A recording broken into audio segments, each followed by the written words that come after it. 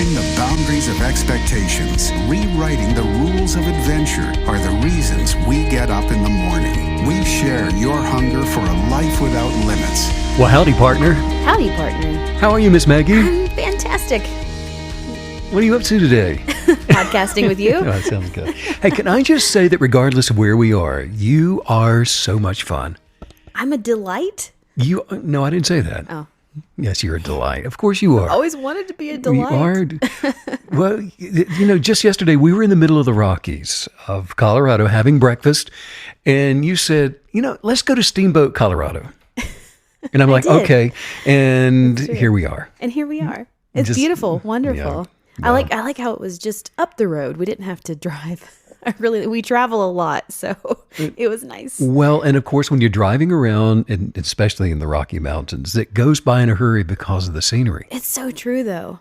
Oh, it's so true. It was a gorgeous drive, just totally stunning. I love when they have the bodies of water up here. There's just something about when the mountains come down to meet, some sort of lake or reservoir or something. I mean, it's so stunning. And then the trails, we've explored some of the trails here for a couple of days. And along by the rivers, and beautiful. Just extraordinary. You're a blast. You're just a blast. And you're always so willing. You're just like, yeah, let's do it. Let's go now. Yeah. Well, neither one of us really procrastinate. It's funny. I feel, I don't know if I've always been like that. I think I have to some extent, but I do know that it was taken to the next level when it was years ago. And one of us said, I want to go snowshoeing. We've never been snowshoeing. We had never done that before. This was a long time ago. And I think you said, well, let's go snowshoeing up in Canada. And I said, well, it's January. Sure. But that was you. But it was so funny because we had this moment. We really did. We had this moment of recognition saying, if we don't do it now, we probably won't do it. January in Canada up in Canmore. Now there's an idea. Don't you feel like though that kick-started to the next level, like a lifestyle of not waiting? If you've got an idea, go do it. Just go do it. You know what? Your days are, and not to be a downer, but they're numbered. Not to be macabre.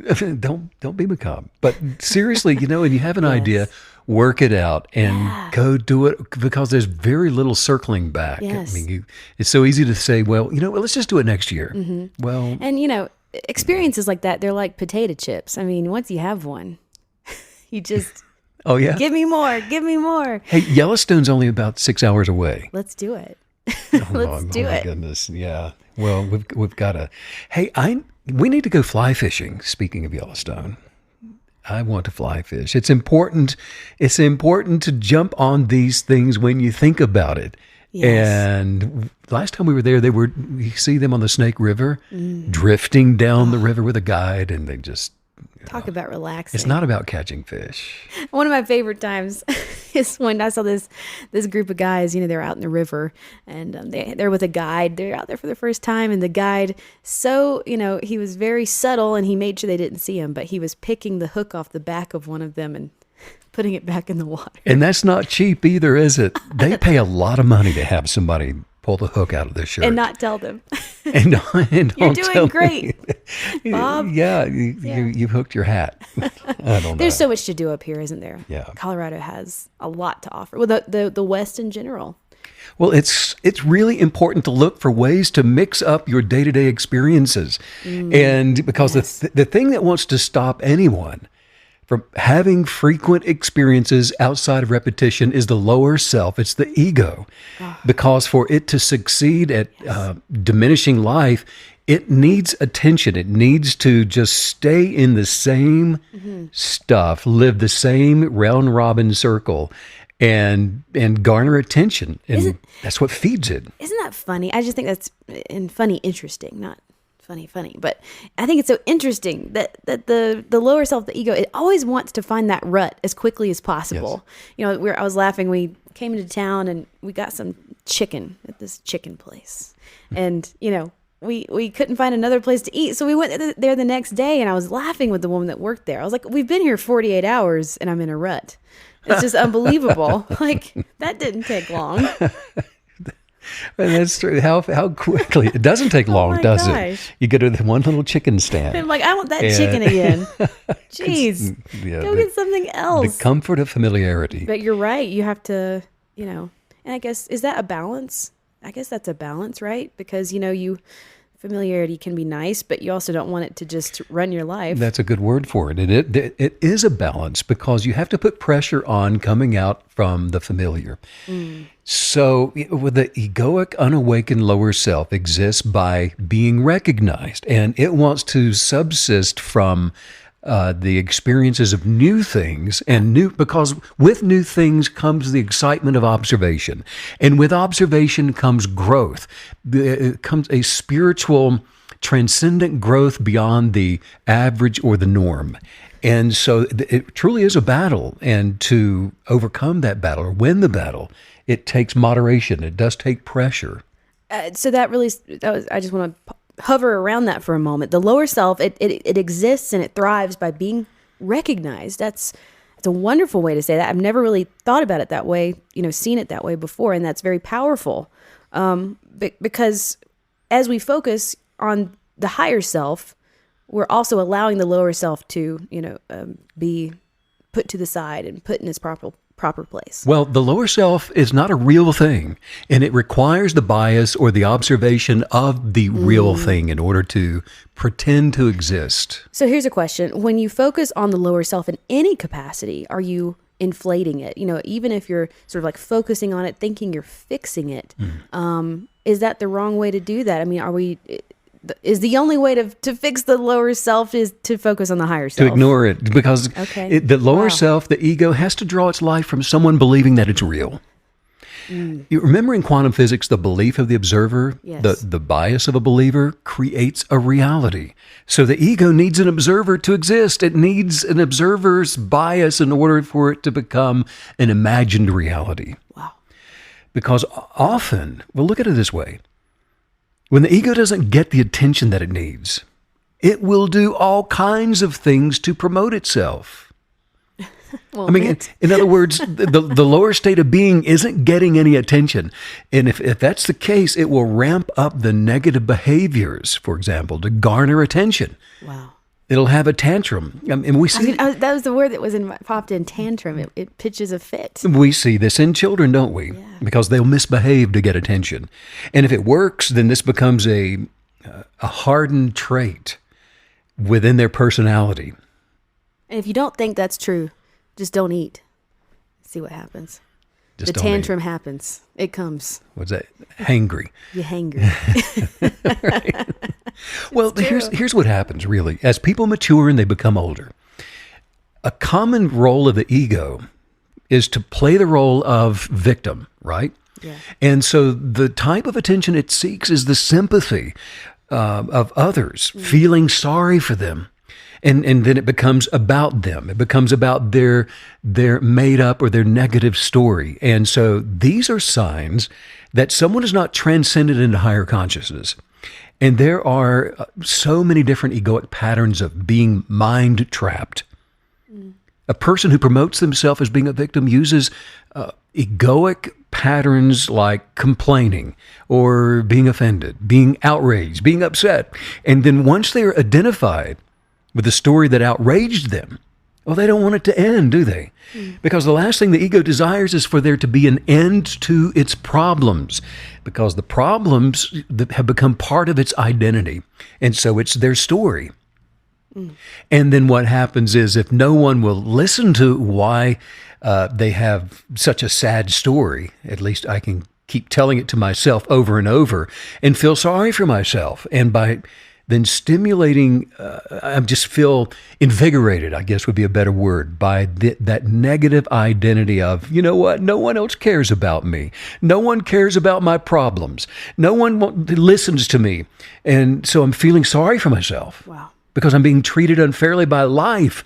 I'm being treated unfairly by other people. No one will hear my problems. And God knows God treats me unfairly. And so I'm mad at God. And all of these things matter to the ego. It matters to the unconscious. Well, I love how you're presenting this not as just something wrong that we're doing that we need to overcome and that we need to change. But, hey, this is a red flag. This is a red flag that, you're not enjoying your life, that you haven't created a life that you want to engage with. I know that whenever looking back on my life, probably the biggest time I was playing around with that victim mentality was in high school.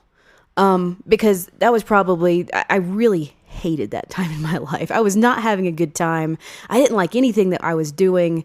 It was not good. But looking back on that, I was playing that victim role because I so did not want to engage with the life that was being presented to me and that I was living. And so I just like that. I love that you're presenting this to us as, hey, this isn't just to say you're doing this bad thing, shame on you.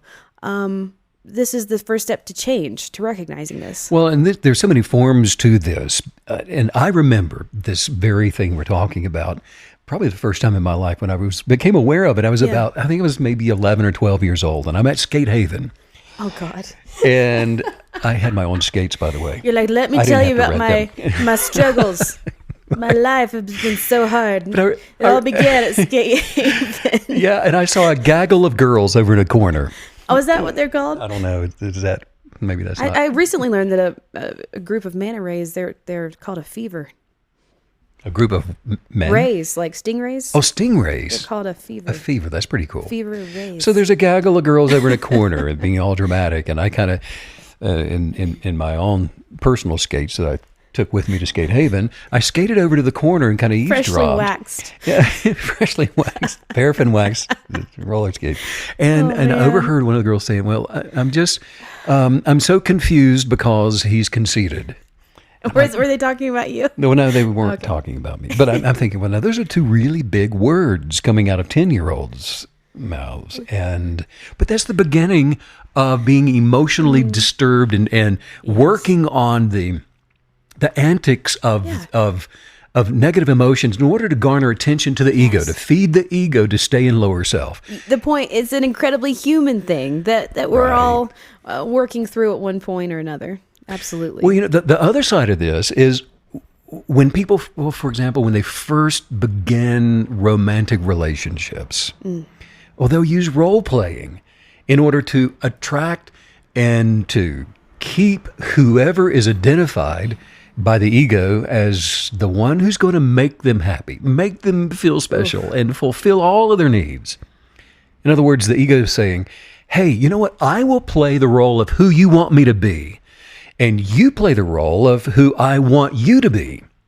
Now, that's an intrinsic and an unspoken agreement between egos, and it becomes the foundation for that relationship. However, role-playing of the ego is not even possible to maintain in personal relationships. That kind of setup, that's all it is a setup. Because the roles, they cannot be sustained 24/7. I mean, it's not possible. So then what happens when the roles begin to cave in and diminish? Oh, what do you see? It's sad to say that the higher self, first of all, it hasn't been revealed.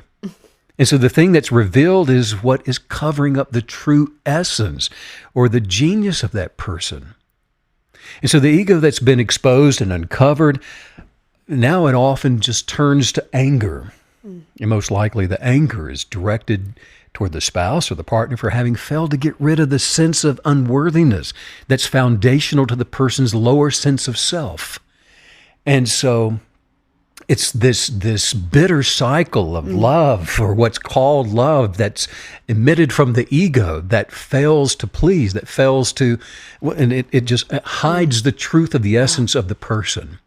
And so they've set themselves up for failure. Well, isn't it fascinating that this always seems to come back to not empowering yourself by taking ownership of what your life, what's happening around you, what's happening to you, what your life looks like.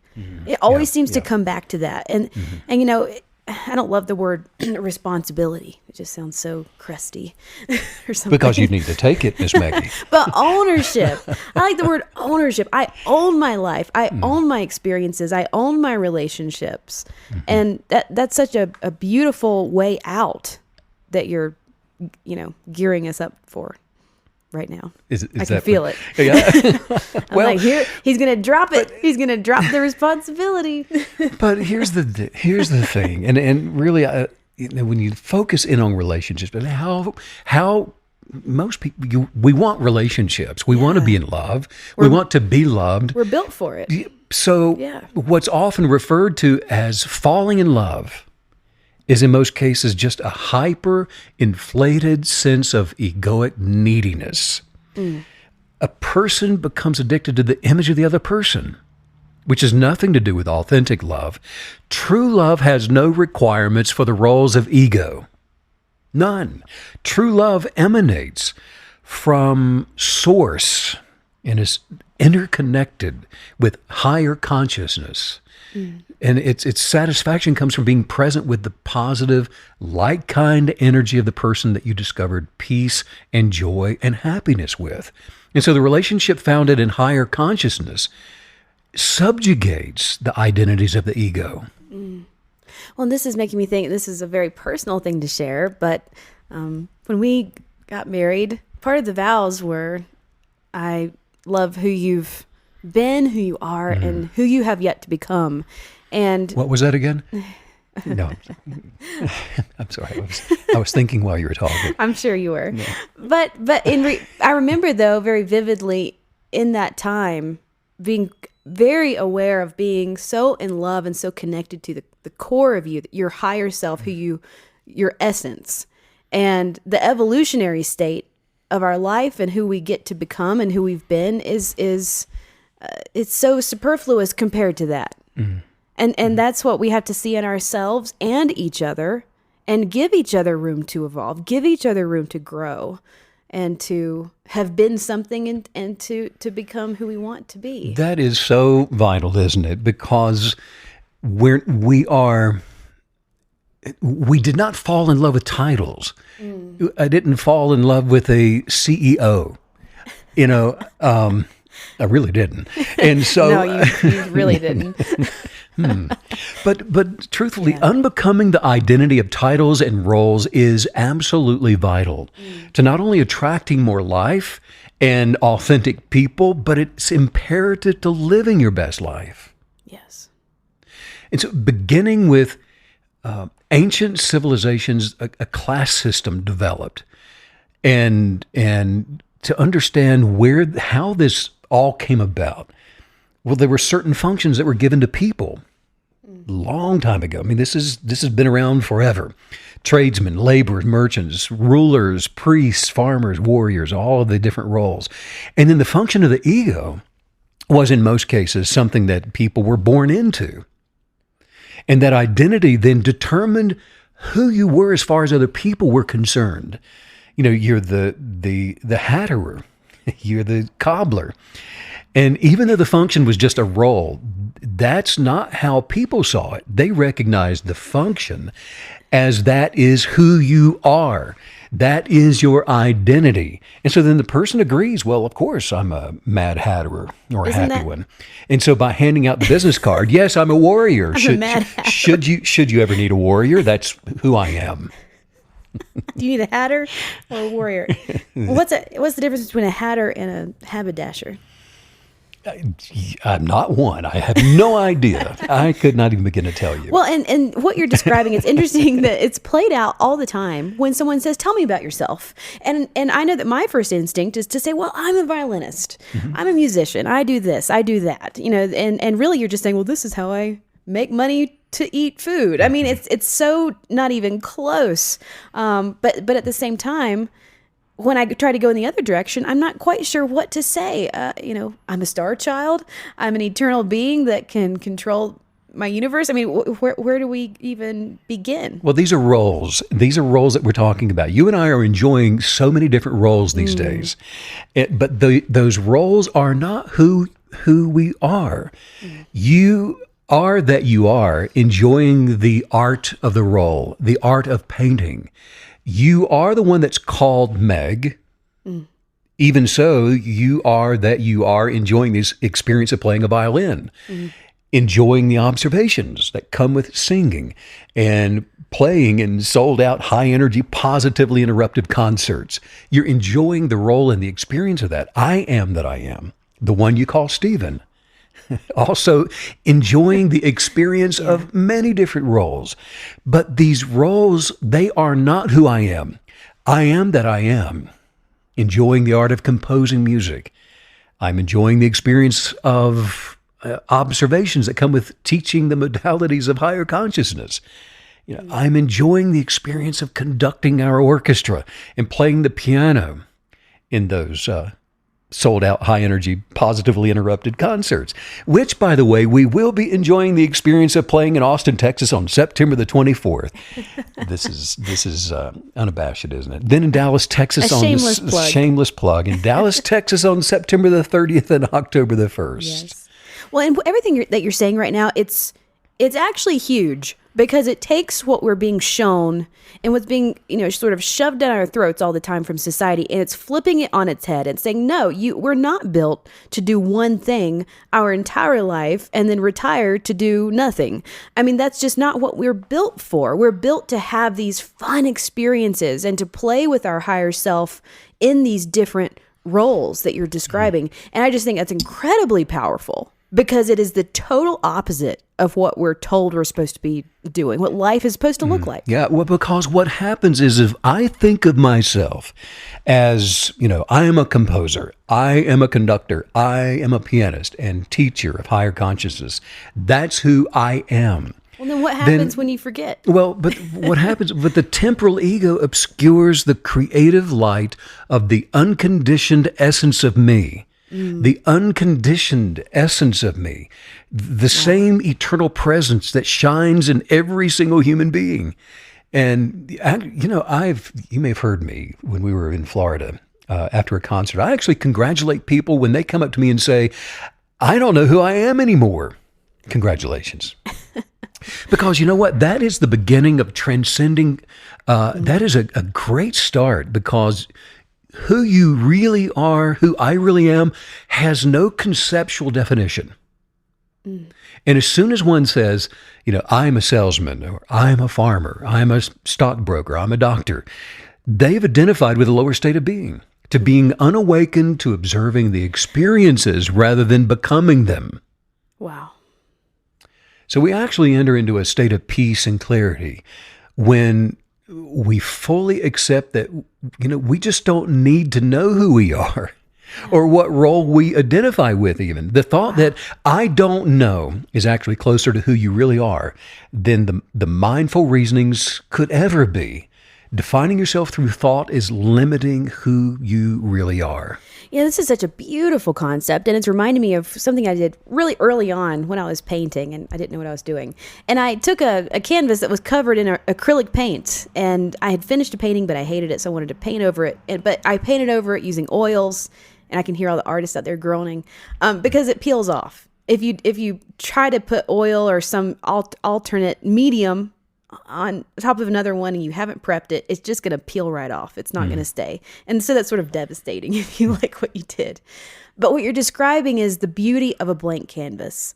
We don't have to just keep building and building and building this tower of personality and this tower of, roles in life. We can see ourselves as a blank canvas again and again and again to work out these concepts, to understand our higher self, to not attach to roles, because that's the thing. We're taught to collect these roles. Well, I have this degree and I have that degree, so that's who I am. And that's why I know that I'm important, because I've collected all of these ideals around my personality. I just think it's so beautiful, this concept of, starting over. Blank canvas. It's a good thing. It's not as if you've lost something. It's not as if you've lost time. Well, that's a good point, because we truly are all limitless. And take the example of being an artist. Without measurement, anyone is an artist. We are all artists. Yes. It has nothing to do with the level of accomplishment. You can give a paintbrush to an elephant, and the elephant is an artist. Well, the only thing that makes someone an artist is the act of creating. And so understanding that without putting a number of qualifications or qualifiers on a person, of course, we are all wonderfully diverse, and we all have the ability to be entertained by our observations and entertained by putting a brush to canvas and see what happens. You're an artist. You are experiencing the experiences of an artist rather than you are an artist. I've got to catch myself on this because But see, that's a good example of how we've been programmed and we've been trained up. You are enjoying the art form of artistry. Our abilities regarding knowledge and talents and energy levels, all of these attributes are vastly different. And they make up the kaleidoscope of human traits, most of which we've not even seen, not yet anyway. But the peace that comes with permission for the collective to release its hold on individual authenticity, it's coming. I mean, it is manifesting into the world right now. And I'm telling you that when it is finally released, it's going to be more awe-inspiring than a night sky is. It is going to be amazing to see the diversity of light that's within human beings finally and fully released in the manner that it is intended to be. But you know what really matters is that we not identify with our abilities to such an extent that our abilities become our identities. Yes. Because transcending the ego into a higher consciousness, that is about changing perspective, isn't it? Because you learn to enjoy the role you play as an observer, which entertains your spirit. Role-playing entertains your higher self, but you are an observer. You are not the role, you being me and everybody. And so when we identify with a role, we misplace our identity, and we think that we're somebody that we really are not. But when you observe yourself being challenged with an experience, that recognition creates a divide between you and the role. And that space then maintains your sense of peace, it maintains your sense of enjoyment, and it maintains your sense of freedom because you cannot fail no more than you can succeed. You just are. And these are all experiences that are designed for our entertainment. And we maintain that space of peace and delight and enjoyment. Wow. It also seems as if your higher self, even if you haven't really connected to it before, that it knows all this intrinsically. Because, for example, typically the people who struggle the most with depression are the people who are most integrated into a role. Mm-hmm. And it's as if your higher self is grieving and it knows that this is not right. It's not who they are, who I really am. And then it sort of, it has all these sort of terrible byproducts. So it's as if your higher self knows all this. It's the higher consciousness knows. And then there's a sense of guilt that's applied. You're a fraud. You're not really. You're not enough. You're not. Yeah. You're not what you claim to be. Yeah. Because the lower state of consciousness, especially as a collective condition, causes human interactions to be inauthentic. And since they're not authentic, they're stressful. Because it's a masquerade every time you go out the door, and that causes stress, like you're saying, and it creates this despiritualized and dysfunctional way of living your life day to day to day. Dysfunctional. So the ego now finds comfort by identifying with a role. Again, going back to kind of how we started today, it gives a false sense of life, of identity. It's not real, but it needs the attention of that role, the attention of the costume, the attention of the mask for someone to believe you're a doctor. Yeah. You can't be a doctor. You've got to be validated as a doctor. I need a collective consensus. Objective consensus in order for me to believe what's not really what I really don't believe. And so the higher self is subjugated to that false identity. And authentic interactions are not even going to be possible when people have lost themselves to identifying with roles. You're basically imprisoning your higher self. Right. Yeah. You're into your most personal way of living. Hey, I fell in love with a doctor and I married a doctor. And as soon as I moved in with you, I can tell you, you're no doctor. Why aren't you doctoring anymore? Right. Right.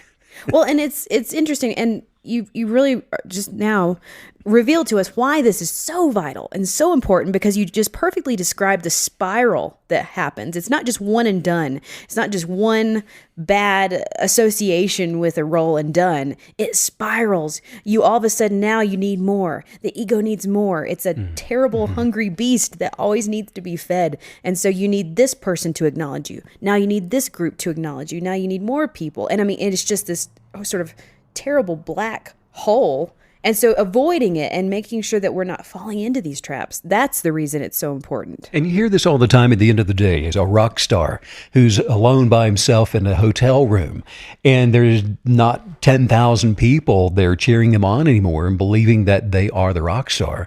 And you hear how depressing that is, because they're left alone with their ego, which needs to be built up. It needs someone believing something about it for it to even exist. Well, and how surreal for, as we're moving through this experience, carrying that present moment with us. And, one present moment, it has, like you're describing, all these accolades, and then that can't be sustained, though. You don't have an entourage necessarily following you around, constantly giving you this reaffirmation of who you are. And so we're faced with ourselves over and over and over again. Well, somebody's thinking, well, I'm not a rock star. I don't need to worry about any of this. Well, now hold on just a minute, because look, it comes in every single form. Just take being an adult as an example, because more often than not, regardless of, let's just say, the professional role that people identify with, and you see this all the time, the universal role of being an adult. You're an unemployed adult. You have no costume. You've got no role to play. You're just an adult. You're supposed to be a grown-up. And so the adult that people identify with is now supposed to be your role. And then the social pressure of being an adult is to take yourself and life very seriously now, by the way. Why is it so serious? Because I'm a grown-up, and childish things are foolish to me. So I'm now an adult. And the lower state of being unconscious says, forget about spontaneity. You can't go to Yellowstone on a moment's notice. Plan it for 2 years from now. What do you mean going up to Canada to go snowshoeing? You're an adult. That's irresponsible. You have things you've got to be taken care of. Because being an adult, after all, there's no room for lightheartedness and joy. Don't even think about it. Being full of joy means you don't take things seriously enough, young man. Why? You must not be a mature adult after all. Meg, you and I had someone recently tell us, after she had managed to isolate herself for a couple of weeks into a soul journey of reflection, spending time alone to rewild and unbecome labels and identifying with roles, she said to you, she said, Meg, this is so amazing. I'm not just a mother. I'm not just a musician. I'm so much more than any of that. She changed perspective to higher consciousness, and she was able to observe those roles that she'd been identifying with as activities rather than identities. Yes. So peace and freedom at that very moment was overwhelming to her senses of obligatory identifiers. In other words, you learn to see yourself doing certain activities creatively with curiosity and with passion rather than because it's who you are. And so you got to do it because that's, after all, who you are. That's one of the best things that I love about being a kinetic believer. We're constantly being given permission to do all these fun things. We get to wake up every day going, gosh, can you believe that I can just do stuff? I can just do anything I want. If you really allow yourself to practice what we're talking about today, it's just the whole universe just explodes in your mind, and you're just all of a sudden aware of, these limitless possibilities of experiences and ideas and people and relationships that you can that you can grab hold of. They are limitless when we come out from under the have-tos, where there is peace, where there is joy and freedom to be an expression of whatever it is that you're delighting in. That is why there's so much negative knee-jerk reaction for so many people when they're told they got to do something. You have to do this now, and that's how you get me to do stuff. Yeah, right, sure. You say, Megan, don't do this. I'm it. like, well, and I have to go do the opposite. Because the higher self knows that is just a barked commandment to the lower self, and so there's a conflict of nature there. It's not intrinsic to have to do anything. What is intrinsic to the higher self is to choose to play a role of excellence, to choose to play a role of functionality, and then to delight in the observation of that connectivity. A person living their life this way has gratitude in all that they do because there's no burden of identity that's attaching itself to a role that you can never, ever actually be. So that's a wild and wonderful phrase, the burden of identity. And I'm wondering, what are we replacing that with? So if we're, because obviously our minds are constantly, trying to attach who we are. I mean, it's even something as simple as deciding what to wear in the morning. That's actually connected to who you are and your identity in a big way.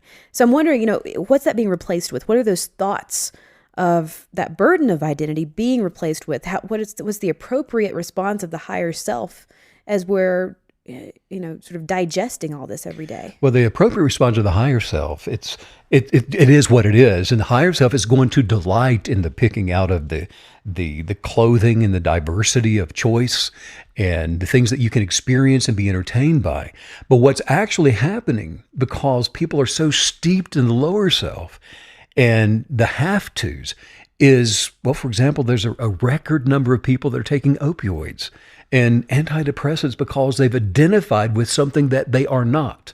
And so the ego that identifies with the empirical realm has taken over, and people are believing that there's something that they are not. Something then profound happens when you believe something that's not true. You become like the Wormwood character in C.S. Lewis's Screwtape Letters. He was the nephew of the senior demon Screwtape, and Wormwood was just a junior tempter. The ego creates this incessant internal dialogue that's to tempt a person into believing that there's something that they're not. Wow. I have a question here. I read an interesting article yesterday about, it was talking about social media and even binge watching different shows. And it was talking about how, we shouldn't see it as it made a good case for not seeing these things as addiction, but as constant desire for disassociation, which is quite different. And as you're describing the higher self and our true intent, the thing that we're supposed to be doing, our original intent for the higher self, I'm wondering if the need for disassociation in the ego is really just a twisted version of the appropriate response of the higher self needing to be an observer. Because it actually seems quite similar, but one is sort of a false representation of being an observer of life. Because really being an observer of these roles, that is a form of disassociation, but it's the right form. And so when we find ourselves, scrolling through social media for 6 hours, not realizing how much time is passing, is that kind of a false representation of what our higher self is craving? Well, it actually is. And the allure there that is false, and the entrapment comes from matching the energy of others, matching psychologically and through observation what you're watching, maybe as you're thumbing through Instagram. And you think it's completely benign, but if you're awakened into higher consciousness enough, and you've transcended a lower state of being enough, and you're working on, let's say you're a KB, and so you're doing your journaling every day, and you are meditating on your higher self and this higher perspective, you will notice how you match the energy of others, and how binge watching television will pull you into ideology that you don't necessarily agree with, but your subconscious is connected to the energetics of what you're observing, even without you being aware that this is what's happening. Wow. And it's so, Oh, this is fascinating. I love this. I love this podcast. It's like catnip. It's like catnip. If I was a cat. Yeah. But it's just so great because what you're describing, I think it's fascinating that the baseline sensation of checking out, of disassociating through social media when you're in ego is actually quite similar to the sensation of being an observer from the place of higher self on your roles.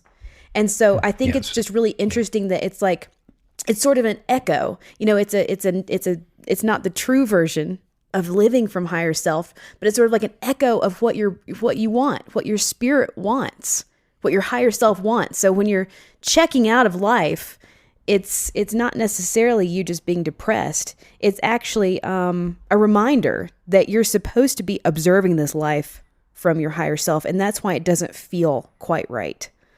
Yeah, that's correct. Yeah. So the act of being depressed is it's about the same. It could be equated with fainting or passing out to remove yourself from a situation, and in hopes that when you reawaken, that things will have changed, and maybe the bills won't still be under the bed.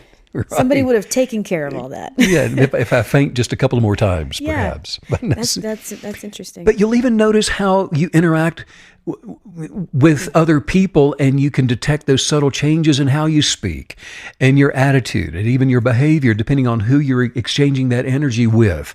Are you talking about my Southern accent? Which is beautiful, by the way, and quite eloquent when you're in the Deep South. Oh my goodness, it comes out. It does. Yeah, but and you also, you can notice how you speak differently to a child, the way you speak to a doctor, a repairman, or the owner of some company. You're not enjoying these. You're not enjoying different roles, but what's happening is the lower self simply begins morphing into different characters, and without higher awareness, then you start identifying with the different roles. Now you're the patient and here's the doctor. You're the one needing the repairman or the car fixed, rather than the knowledge of how the role of the one who's fixing the car. So when the ego walks into a store, for example, it identifies with being a customer. The higher self observes the role without thinking, I am a customer. The other person, likewise, is not a salesperson. They're just playing the role of one, but they are not one. So you're actually not relating with the person that's helping you at all. Who you think you are is reacting to who you think the other person is. And they're doing the same thing. The subjective belief in your mind of who you think you are is relating to something of its own egoic imagination. And so the other person's mind has probably done the same thing. This is why there is so much conflict in relationships. There is no true relationship between egos. It is false. It is made up. And so there's conflict between people all the time. You see it in traffic. You see it in the stores. You see it in these roles that are being played. There's conflict because the true identity of the two people playing roles is removed. And it's fake. It's false. And that's why you have to have, in true relationship, we have to have two people functioning from higher self. That's correct. Or you're going to be, it's like, yelling at someone across the Grand Canyon. I mean, it's not going to go well. The communication won't be there. The understanding won't be there. When you have that tilted, one's an ego, one's in higher self, or both are in ego, but you have that false, that's fascinating. That's why there's so much dissatisfaction in relationships, in marriages. And I have a question, and I hope this doesn't come across as confusing. So we're talking about roles, and I'm wondering if you're telling us that it's okay to participate in these roles as long as we're observing them and with awareness from higher self, and we're not using them to form and create our identity. There is a way to deal wisely in the affairs of the lower state of consciousness in others. Okay. And the way is through a gateway an entry point between realms of awareness. And this is not just one place to gain access, but what I'm about to share here in answer to your question is the entry point. You can try to reach common ground, for example, without going through the gateway, but you'll end up bumping up against a wall of disagreement every time you do it. And so without kinetic belief, it's not possible. It is not possible to align with higher consciousness without being a kinetic believer. Affirmations of gratitude will not work to manifest positive interruptions into your life either. The gateway that I'm talking about between realms of consciousness is the way to living your best life, to having success in every area of life, financially, physically, spiritually, and relationally. Because not everybody out here is going to be in higher consciousness. You may be, but now what about the rest of the world that you've got to somehow figure out a way to successfully interact with? There has to be a way to do this. And it is through this gateway that transcends the higher and the lower consciousness. Is it love? Well, love is yes. Yes, roll the tape. No, but it is. See you next week. Kinetic belief will not work when you are in conflict. But allowing others to have their opinions and their way of doing things, their way of thought, what that does is it frees your higher consciousness to operate among those who are unawake, those who are still steeped in ego and their lower sense of being. In other words, go ahead. No, I was just going to say, if you've got a problem, unconditional love is the beginning to the answer. Yes. A+. You got it. That's my role today. You did your homework. Yes. Well, and I think it's fascinating that you've brought us on this journey of understanding today, and you began with observing our roles and observing our life for ourselves. And then the next step is applying that to everyone else, not the other way around. That's correct. Yes. We don't go around observing everyone. I'm a higher self creature, and I'm going to observe you. Wrong answer. No, You just, this is from within. We get our own house straight. Yes. We get our own lane straight, and then that. And I've actually always found that when we do that, when we take that first step of recognition of self, fixing self, whatever you want to call it, it really just sort of begins to permeate everything else, and it just works, and it just flows down to the other relationships and to the rest of our life. Change yourself. Change yourself. If you want to change your life, change your circumstances, change the situation. Change even the way that you relate with other people. You always change yourself, because if you've been stuck in the same place, or if you're believing and hoping for the same thing for what seems like forever, love, which is the opposite of bitterness and unforgiveness and strife and anger, is the solution to manifesting advancement into your life. And what's really exciting is that our immersion into unconditional acceptance of other people in their lower state of being is completely and totally in our hands.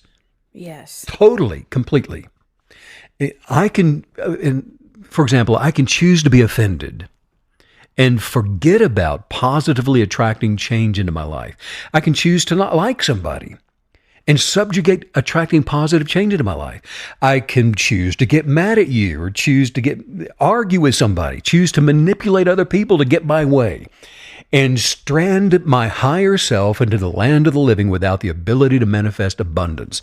Wow. There is a way to success without any added sorrow coming with it. And the only way, the gateway, comes with the power to positively change my circumstances. Unconditional acceptance with gratitude is the doorway to the gateway to success in every area of life, and it is the only way to get there. This is reminding me about a recent conversation that we had, and I hope I don't mess your story up here. Sorry if I do, but it was basically about this man, and he was arrested for, standing up against a terrible government regime. He was obviously in the right. He was standing up for the people, for their rights, for good. He was for good. But he found himself in prison, and the reflection that he had in prison, instead of spending that time blaming these people who arrested him and lamenting the state of the government and of the world, he took that time to say, how did I contribute to me ending up in a cell? Right. What did I do to get here? And I thought that was Well, I found it to be very empowering because it really set the standard pretty high for taking ownership of your life, what we're talking about today. Taking ownership of, and again, that responsibility of what's happening to you and what we are experiencing is up to us. And that's such an extreme level of that. It really did such a beautiful job of putting other things in my life in perspective. Well, as a kinetic believer, you realize that, first of all, you are not a victim to circumstances. You're not a victim to regimes. You're not a victim to anything. Because, look, when we're interacting with people every single day in lower state, we're interacting with life, the world, the culture. You most likely you're not thinking about how it's going to affect your manifestations, but the way that we interact with every single person we come in contact with significantly impacts what we are going to manifest, what we are going to experience. And it's our perception of either being a victim to a circumstance or to something, or not a victim, because I am, after all, a KB and responsible for everything that's going on around me and how it interacts with me. If you understand that, that is a thing that will have an impact on your health and your level of joy and happiness, regardless of where you are in this world. There is nothing that can incarcerate the higher being in the realm of the lower state of consciousness. Nothing. How we interact with others, though, that becomes vitally important. Perhaps maybe you're somebody listening is just very pleasant, and this is a polite person, okay? At least outwardly they are. But conducting themselves in an accepting way goes far beyond being nice. Because that's what resides deep beneath the surface, under the control of the lower egoic consciousness that comes out when something goes wrong or someone upsets most people. And that includes our reasonings and our thoughts and all of our motives. The power of kinetic belief works as a matter of higher consciousness. And a kinetic believer develops foresight from insight. A KB expects what unexpected, I would just say even people. You're not expecting certain people to show up in your life, but here they come, here they are. And a KB is not in the lower consciousness. So to interact with a person in lower consciousness is not even something that a KB who's meditating and stirring up higher consciousness is going to do. But they see positive results before they see the manifestation. A KB is navigating through the world and life today, expecting, regardless of the lower state of the planet around them, that does not change their higher expectation. A KB chooses and nurtures their thoughts with the optimism of assuredness, because they don't doubt. We don't cave in and quit just because we have been accused of something, or someone in a lower state of consciousness gets us on the phone and has access into our lives. That does not rearrange our expectations. It doesn't have any effect on what we believe to be an outcome that we've been believing for. And so a KB lives abundantly. And they're willing and they're not afraid to keep going and to keep trying and to dream and to live it and to dream and to live it and to dream and see it and live it. That is a KB. And then the higher approach to, well, this is an adventure, isn't it? Now all of a sudden, hey, our pony has some get up and go in it. Right. You wake up one morning, this is fun. Who knew? Who knew it could be so much fun? Because it's important. Our perspective will make or break our experiences. And what we see from higher consciousness, those insights become our articles of faith and the things that we journal about. I think it's fascinating. The way that you just started there, talking about how someone who's, I'm so nice and I'm so pleasant, and but one of the really fun things about the kinetic belief journey is you get to redefine everything. Every word that you've ever spoken, the definitions of almost every word in the English language that you use are going to be redefined, because all of a sudden you say, well, what is nice? What does that even mean? What is nice? Because technically, if you're being nice in a dishonest way, in an inauthentic way, you're causing a very harmful ripple effect. And so what you thought was nice and pleasant is actually going to be detrimental to your journey and those around you. So how about, I just love that we get to redefine love. We get to redefine creation. We get to redefine nice and authenticity and build these definitions up and create a new dictionary, a kinetic belief dictionary that now defines our life in the proper way. Because just because you think you're being nice, you're probably enabling a lot of stuff to continue that shouldn't. Well, the problem there is you think you're being nice. In other words, you're identifying with being nice, which puts you right back into the ego. And a good way to see through this, if you've been hoping for something to manifest into your life that doesn't seem to be happening, perhaps it's time to ask and answer the question that changes everything and moves you through the gateway to development. Are you harboring bitterness towards someone? Are you impatient with other people? Unconditional love for others is patient. Patient with your spouse or partner, patient at the grocery store, patient in traffic or with your children or the children of others. We met a young couple recently in high rocky mountain town, very scenic place. And they were visiting. They were on vacation and they had these two sweet little polite young children with them. And the father, the dad said, he said, I don't care if they make any travel memories or not, talking about the children. And obviously he was over having his kids with him on vacation. And he said, I just want to begin making memories for me. Wow. Boy, my heart went out for those kids. Unconditional love requires an awakened perspective. And it's kind to your children. It's kind to those around you. It's kind to the restaurant server. Yeah, but the kindness is coming, like you're saying, from a higher place. It's not just a mode of operation that the ego has programmed because it wants to get something in return. And it begins in your thoughts and in your deeds, and it's openly present, but because it's coming from a higher perspective that it's recognized. Well, and what's really interesting about circumstances like this is on the surface, it looks like you're going to lose something. On the surface, it looks like you have to sacrifice something and now you will be less than because you've given it. And that's so not true. The universe is created in such a perfect, beautiful way that when we do the right thing, when we practice kinetic belief, when we practice unconditional love, it will always come back tenfold and enrich us and help us to create this beautiful life of beautiful experiences and deep, deep, deep satisfaction. And so I just think it's so great to know this and to have this permission so that we don't have to listen to these internal lies that say, oh, you're going to have to give this up. If you give to them, you're going to be less than. And that's not how it works.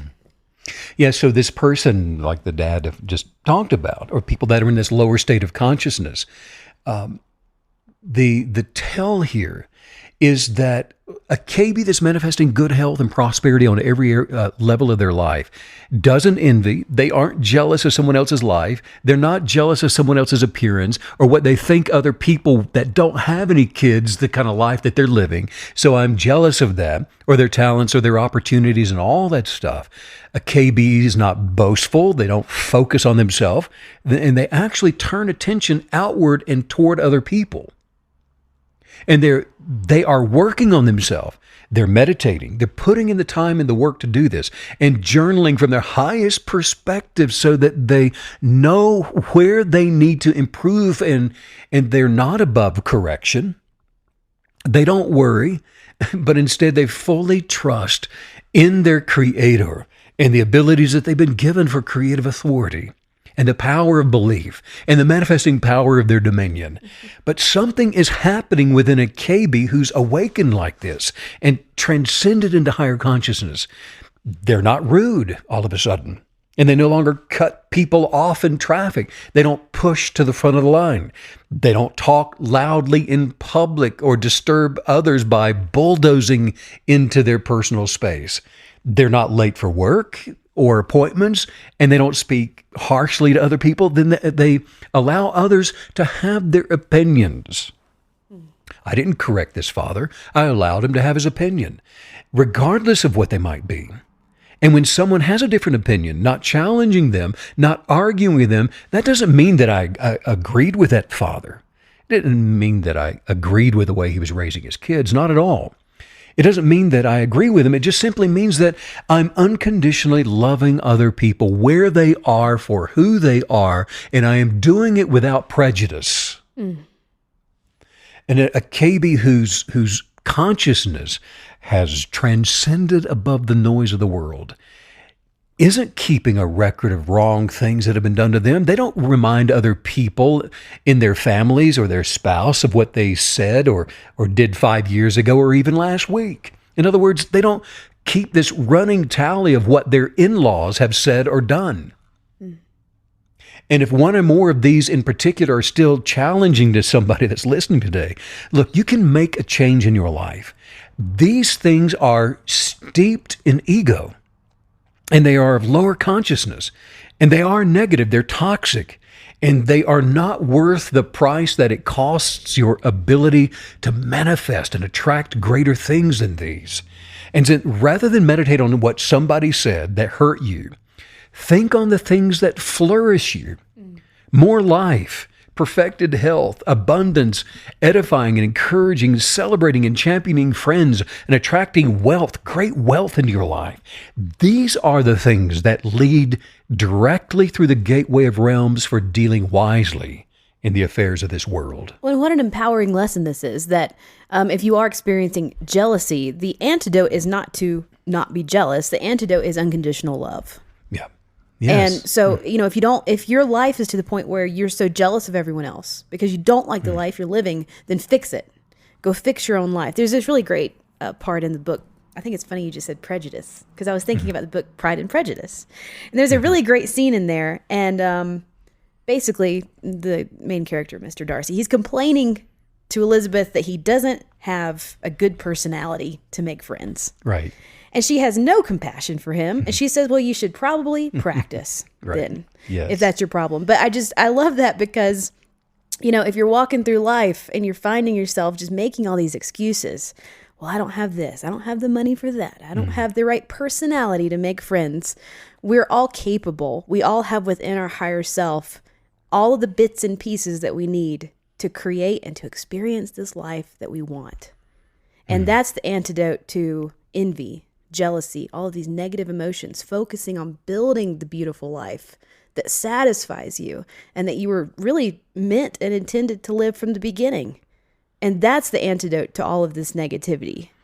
And that's unconditional love to self. Which comes from releasing yourself from being challenged by other people, and you allow them to be, and no longer feel the sense of being challenged, even when they are trying to pull you in by pushing the buttons to challenge you and to bring you into that lower state of consciousness. Well, and as you just told us, your opinion of them will not define their existence any more than you're allowing their opinion to define yours. That's freedom. That's peace.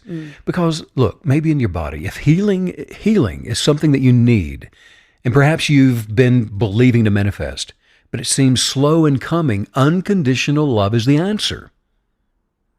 In fact, medical science has proven that diseases like arthritis and cancer and ulcers, anxiety, high blood pressure, heart disease, all those things are connected to stress, to fear, and bitterness that comes from entangling with others in that lower state of consciousness. So having a sense of unforgiveness or harboring hurts from the past, that is so dangerous. Both physically and spiritually, it corrupts the essence of higher consciousness, and it subjugates higher consciousness to the ego. And when the ego is dominant, it prevents healing and restoration from working in someone's life. Wow. Actually, harboring unforgiveness will stunt your ability to attract more abundant life so completely that you're not going to have enough power to advance much of anything else. Most people don't realize it, but unforgiveness is actually a form of fear. And often people don't forgive because they're afraid of getting hurt again. They're afraid that they'll never recover from the damage that someone else has done in their lives. And beyond forgiving others, unconditional love in every area of life will keep you healthy. It'll keep you strong. And anger, complaining, and criticism are just not good for your health. Wow. Complaining and criticism are in the same category. Complaining it's the opposite of gratitude. And criticizing other people, whether you know them or not, is stepping out of unconditional love. And when that person in the restaurant is hitting you on the back of your head with their baseball cap turned around backward, and they are loud and all up in your space complaining, you're stepping out of unconditional love. You're drinking the Kool-Aid, you're taking the bait. It's important to not confuse unconditional love with acceptance. It doesn't mean you have to accept that. Actually, unconditional love disciplines, it corrects, and it holds people accountable.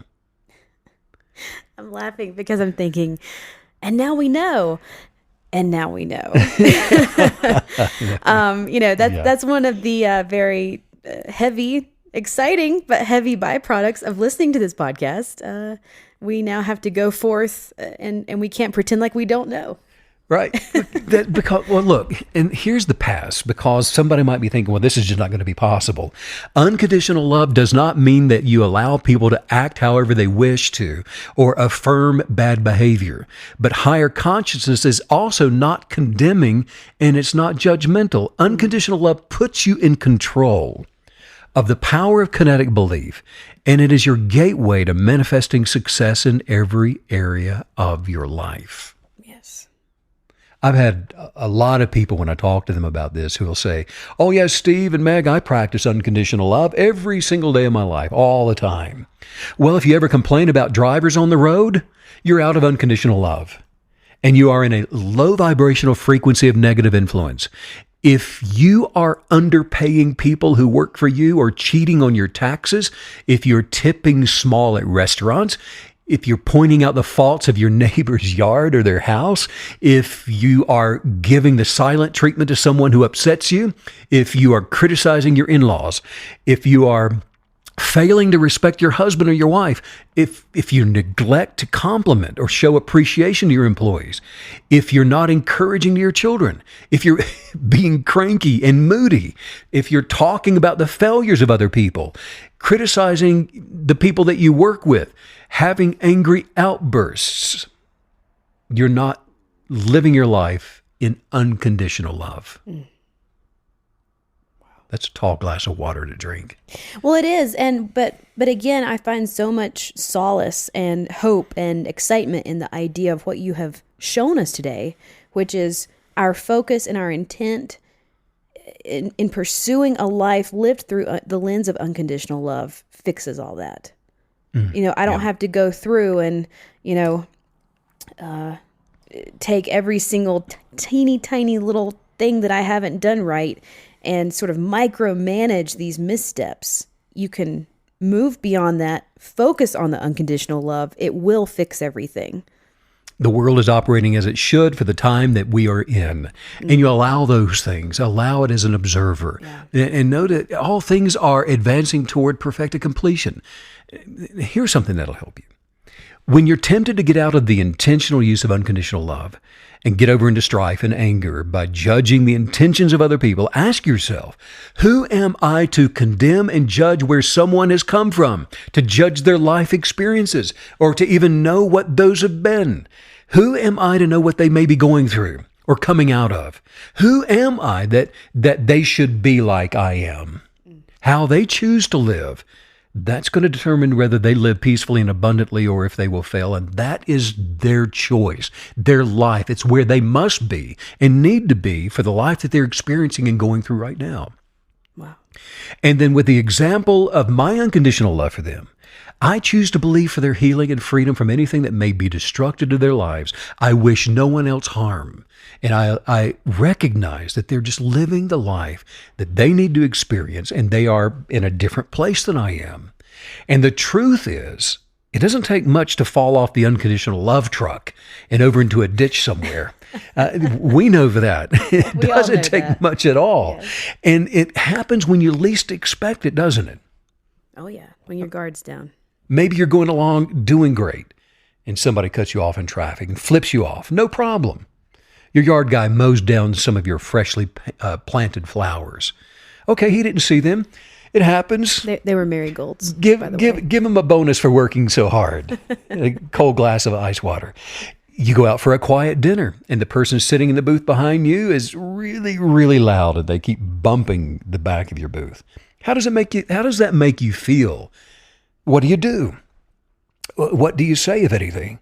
Because all these things happen. And what is your mindset, your perspective, your enlightened response when it does happen? Are you prepared to deal wisely in the affairs of lower consciousness from higher consciousness? Or do you come falling out of the sky to give someone a piece of your mind? Swooping in. It's a bird. It's a plane. From the great height, it's here Megan you come. With an attitude. From her higher consciousness right down to the lower self. Yes. But, in all seriousness, KBs make a conscious effort in all of these areas before things happen. You're going out to the restaurant, prepare yourself. Prepare yourself. And then when we turn our attention toward practicing these things before they happen, we're prepared. Because we're journaling our lives from our highest viewpoints, which is vital to being prepared and for seeing powerful results in every area of our life.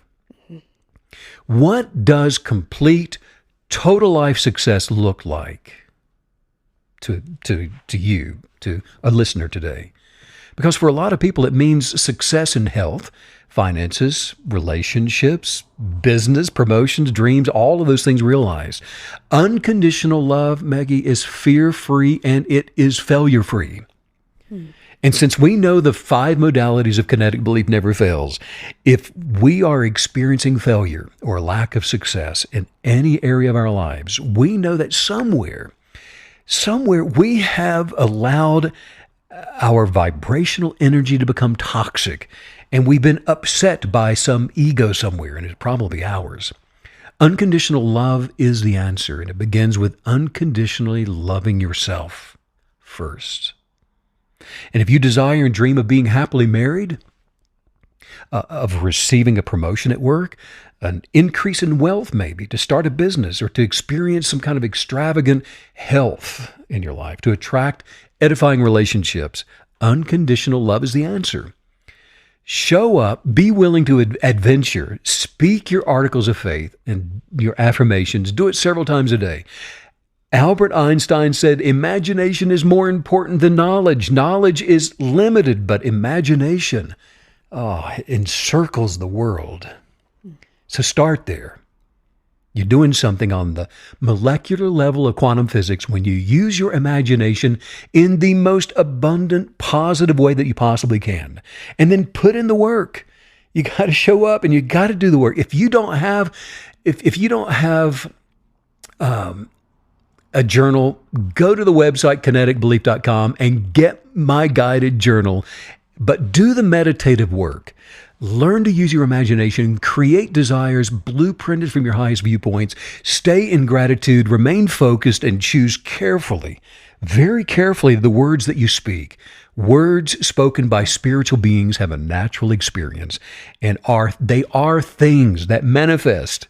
And then put action toward the unctions that your higher consciousness begins communicating to you. You're going to receive insights. You're going to receive wisdom from Source, wisdom from your Creator to act and to attract these things into your life. The state of higher consciousness that you achieve by unbecoming all of these negative influences that we're talking about, that attracts the abundance of the universe into the realm of experiences. And it is your immovable posture of unconditional love that will draw the substance of your belief through the gateway of manifestations into the natural to be seen. Anything, and I mean anything, that moves you out of unconditional love and into the emotions of ego slams on the brakes and stalls the expansion of your expanding territory. So don't allow your life to become stagnant, kind of where we started today.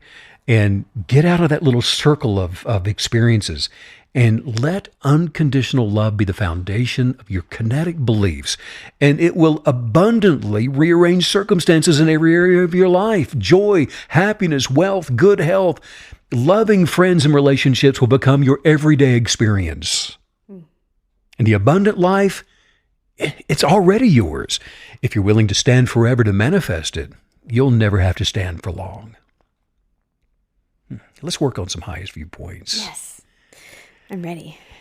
Just say this. Say, I know that I'm beautifully made. I know that I'm beautifully made. And great health. And great health. Wealth and wisdom. Wealth and wisdom. Already belong to me. They already belong to me. I'm flowing in the direction of well-being. I am flowing in the direction of well-being. I am optimistically happy. I'm optimistically happy. Because love dwells within me. Because love dwells within me. I am in love with myself. I'm in love with myself. And I unconditionally love all others. And I unconditionally love all others. Including you. Hey, including you. I am mastering my universe around me. I'm mastering my universe around me. And what I believe establishes And what I believe establishes perfect order in my life perfect order in my life is mine right now. It's mine right now. I am attracting fulfillment I'm attracting fulfillment for my mind, body, and soul. for my mind, my body, and my soul. I am believing I'm believing to devote myself to my legacy life goals. to devote myself to my legacy life goals. And I choose my I purpose choose my purpose over all other purposes over all other purposes to be an observer to be an observer and entertained and entertained by creation around me. by the creation around me. I have no fear in my life. I have no fear in my life because I'm unattached. I'm unattached. And I am free. And I'm free. And where there is unconditional love, And where there's unconditional love, there can be no fear.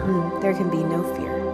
I love having fun people around me. I love having fun people around me. And I am a light for those that know me. And I'm a light for those that know me. And for those that have yet to meet me. And for those yet to meet me. I'm not responsible for the world. I'm not responsible for the world. I am responsible to me and my choices. I am responsible to me and my choices. And I choose life. I choose life. And all that is good. And all that is good. Therefore, all is good. All is good. Because I choose life. Because I choose life. I am in love with me. I'm in love with me. And I'm in love with you. And I'm in love with you. Because I've chosen to be. Because I have chosen to be. Therefore I am. Therefore I am. I am health.